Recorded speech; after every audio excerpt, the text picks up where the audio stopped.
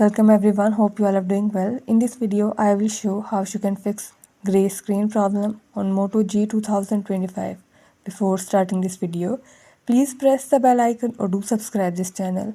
Let's start our video without wasting any time.